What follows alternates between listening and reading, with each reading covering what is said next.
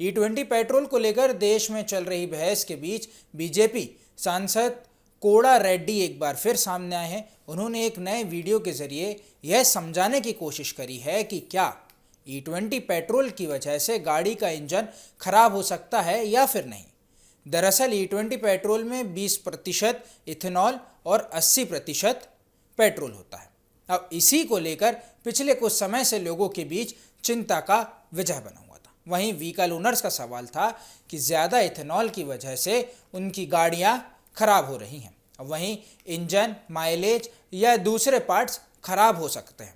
अब इसी बहस के बीच बीजेपी सांसद कोड़ा रेड्डी ने पहले एक वीडियो में पेट्रोल और इथेनॉल को अलग अलग जमा कर दिखाया और कहा था कि इथेनॉल पेट्रोल की तुलना में कम धुआं और कम रेसिड्यूस पैदा होता है। यानी उनका दावा था कि इथेनॉल ज़्यादा क्लियर फ्यूल है। अब अपने नए वीडियो में उन्होंने करीब 30 से 40 मैकेनिक्स से हुई बातचीत का हवाला देते हुए कहा कि सांसद के मुताबिक इस मशीन में E20 इस्तेमाल करने वाले वाहनों में इंजन डैमेज की कोई बड़ी समस्या नहीं बताई गई। रेड्डी ने इस दौरान कुछ रिसर्च पेपर्स का भी हवाला दिया। इसमें नेशनल रिन्यूएबल एनर्जी लेबोरेटरी यानी NREL, Oak Ridge National Laboratory MIET और SAE इंटरनेशनल की रिसर्च शामिल है।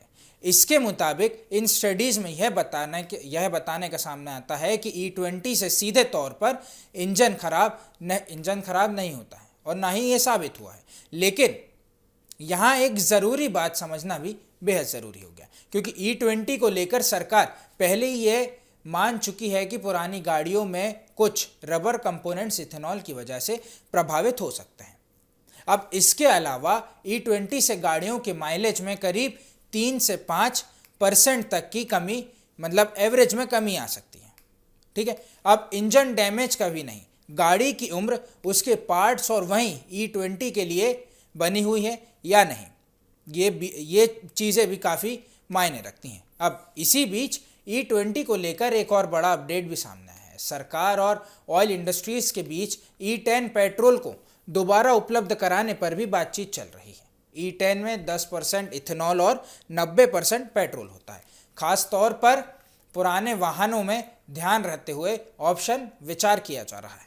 तो कुल मिलाकर E20 पेट्रोल को लेकर बहस अभी ख़त्म नहीं हुई है। एक तरफ बीजेपी सांसद का दावा है कि E20 से इंजन खराब होने की बात सही नहीं है, वहीं पुराने वाहनों में कुछ पार्ट्स और माइलेज को लेकर चिंता बनी हुई है। अब सवाल यह है कि अगर लोगों को E20 ही इस्तेमाल करना होगा या आने वाले समय में E10 का ऑप्शन भी मिलेगा।